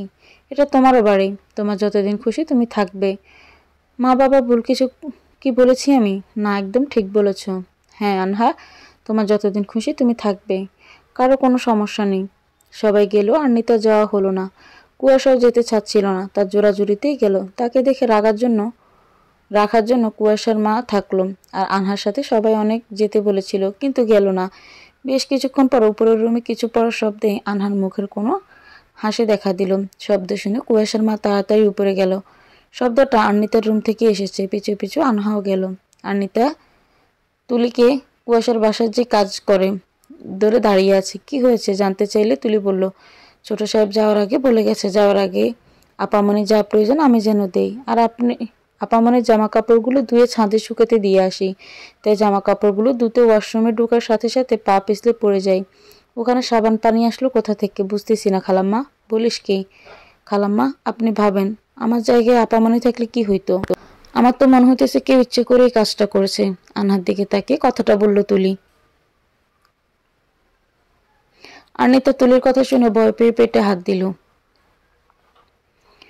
আচ্ছা তুলি, তুই তোর রুমে যা, আমি তোর জন্য ওষুধ আর মলম নিয়ে আসছি। সবাই রুম থেকে চলে যাওয়ার পর আনিতা তুলির বলা কথাটা ভাবে, কেউ কি সত্যি এই কাজটা ইচ্ছে করে করেছে? তাহলে কি সে আনহা? কিন্তু কুয়াশার কাছে যতটুকু শুনেছি আনহা এরকম মেয়ে না। আর মেয়েটাকে দেখে কথা বলে একটু খারাপ মনে হয়নি। আয়ান কথাকে নিয়ে সবাই চলে এসেছে। এ বাসায় যা নিয়ম আছে তা পালন করা হচ্ছে। আনিতা কুয়াশাকে কি তার মনের প্রশ্নগুলো বলবে নাকি বলা ঠিক হবে না। এগুলো বললে হয়তো কুয়াশা উল্টো তাকে ভুল বুঝবেন, তাই কিছু বলল না। বেশ কিছুদিন চলে গেছে। কথা আয়ান মাঝে মাঝে এ বাসায় আসে। আনহা এখন এখানেই আছে। এর মাঝে আনহার অনেক কাজে আনিতার সন্দেহ হয়েছে, কিন্তু কাউকে কিছু বলেনি।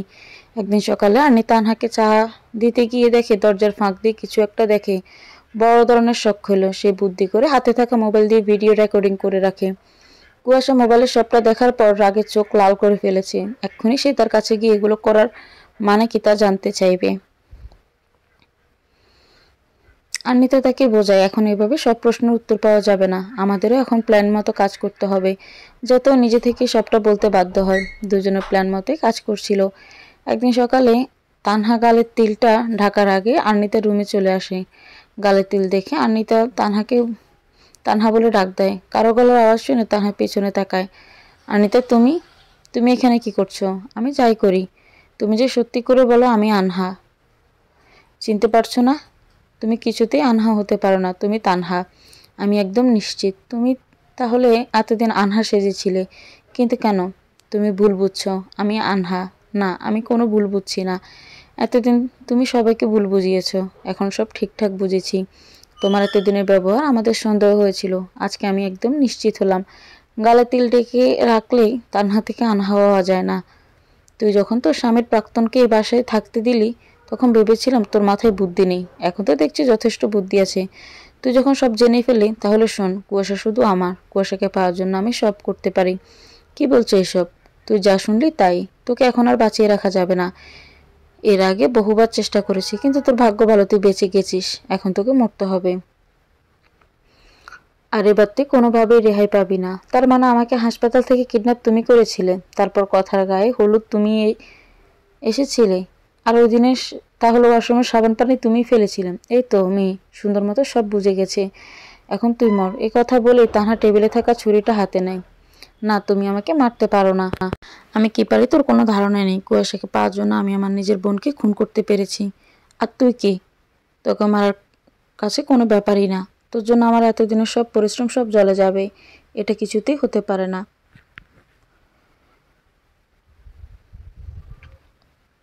তুই আমার পথের কাঁটা, তোকে মেরে ফেললে আমি কুয়াশাকেও পেয়ে যাব, আর কে কিছু জানতেও পারবে না। এই কথাগুলো বলে যে তানহা আনিতার উপর ছুরি চালাতে যাবে তখনই কুয়াশার আগমন ঘটে। আনিতা দৌড়ে গিয়ে কুয়াশাকে জড়িয়ে ধরে কান্না করে দেয়। আরে পাগলি, কাঁদছে কেন? আমি আছি তো, আমি থাকতে কেউ তোমার কোনো ক্ষতি করতে পারবে না। একে সবাই রুমে প্রবেশ করে কুয়াশার তানহার বাবা গিয়ে তানহাকে একটা থাপ্পড় মেরে বলতে লাগলো, তুই আমার মেয়েটা ভাবতে আমার লজ্জা করছে। আমার মেয়েটা কি অন্যায় করেছিল যে তুই মেরেই ফেললি? তানহা এখনো নিজেকে বাঁচানোর জন্য বলছে, আমি কাকে খুন করলাম? আনুকে তো কুয়াশা ধাক্কা দিয়ে ফেলে দিয়েছে। তুই আর কত অভিনয় করবি? এবার থাম। তুই অর্নিতাকে যা যা বলেছিস আমরা সব শুনেছি। কুয়াশা যখন ফোন করে সবটা বলল, আমি একটু বিশ্বাস করিনি। এখনো বিশ্বাস হচ্ছে না আমার। এজন্যই তুই আমাদের নিয়ে আমেরিকায় গেলি, আমাদের রেখে কাজের বাহানায় এখানে চলে আসলি। তুই আমার মেয়ে, আমার বিশ্বাস হচ্ছে না।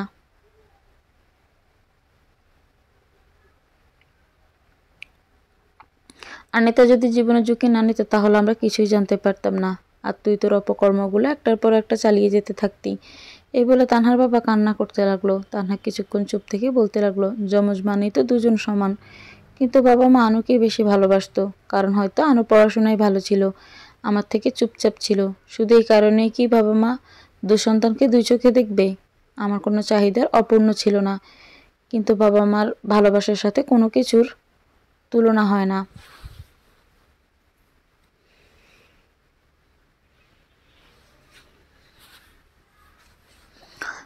শুধু কি বাবা মা, আত্মীয় স্বজন, বন্ধু বান্ধব সবাই শুধু আনহা আর আনহা করতো।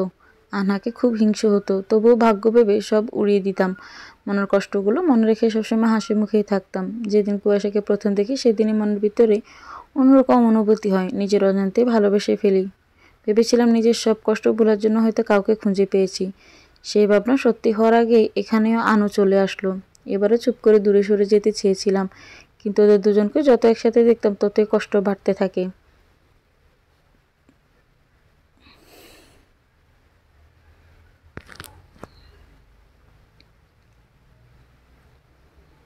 কষ্ট কখন যে রাগে পরিণত হয় তা নিজেও জানি না। ঘুরতে গিয়ে যখন বর্ষাকালে ওদের একসাথে হাঁটতে দেখি তখন খুব রাগ হয়, তাও নিজেকে সামলে নেই। কিন্তু যখন আনহা কুয়াশার দেওয়া মেসেজটা দেখায় তখন নিজেকে আর সামলাতে পারেনি। আনু বলো, কুয়াশা পাহাড়ের উপর দেখা করতে বলেছে। তাই আনুকে আমার আর কুয়াশার মাঝখান থেকে সরানোর জন্য বুদ্ধি বের করে ফেলি। আমি ওকে আমার মতো করে সাজিয়ে দেই যাতে কুয়াশা ওর উপর রেগে যায়, আর ওকে একটু হলেও ধাক্কা দেয়, আনু যাতে পড়ে যায়। আর আমি ওকে আগেই ঘুমের ওষুধ খাইয়ে দিই যাতে ও নিজেও টাল সামলাতে না পারে। সব কিছু আমার প্ল্যান মতোই হচ্ছিল।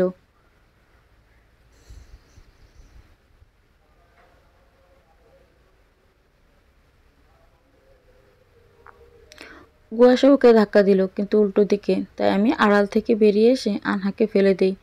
আনহাকে মেরেও কুয়াশার জীবন থেকে আনহাকে সরানো যাচ্ছিল না। তারপর আমি নতুন প্ল্যান করি। কিছুদিনের জন্য আমেরিকা চলে যাই। ভেবেছিলাম তানহা হয়ে যাব আর আনহা হয়ে ফিরব, যেভাবে সেই কাজ। কিন্তু এই কয়দিনে যে এত কিছু ঘটে যাবে তা বুঝতে পারিনি। দেশে এসে দেখি কুয়াশা বিয়ে করে সুখে সংসার করছে। তাই আগের প্ল্যানের সাথে আরও কিছু প্ল্যান যুক্ত করে ফিরে এলাম কুয়াশার জীবনে আনহা হয়ে।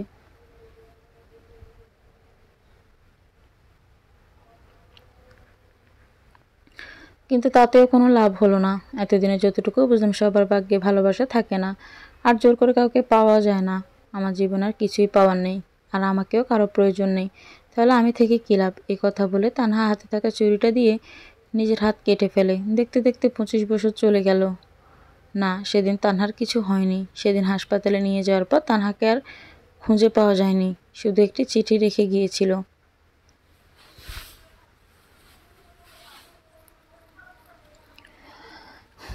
তাতে লেখা ছিল, বেঁচে যেহেতু গেলাম তাহলে পাওয়া না পাওয়ার লড়াইয়ে এই জীবনে বেঁচে থেকেও মৃত হয়ে থাকবো।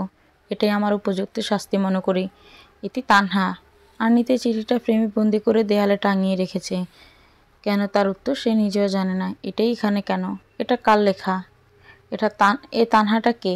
এই প্রশ্নগুলো কাব্য তার মাকে এই 25 বছর বয়সে কতবার করেছে সে নিজেও জানে না। সে যখন থেকে একটু একটু পড়তে পারে তখন থেকে, মা আসতে বলো, না হলে তো না হলে কিন্তু তোমাদের সাথে মেয়ে দেখতে যাব না। তোর হবু শাশুড়ি হয়েছে খুশি। একদম ভালো হচ্ছে না। একটু ভালো হচ্ছে না। এখন চলো, অনেক দেরি হয়ে যাচ্ছে।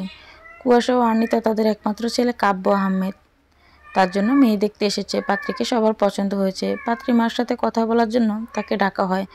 পাত্রীর মাকে দেখে কুয়াশা ও আর্নিতা একসাথে বলে উঠল, তানহা। কাব্য এক রহস্য সমাধান করার আগে তার জীবনে আরেক রহস্য এসে পড়ল।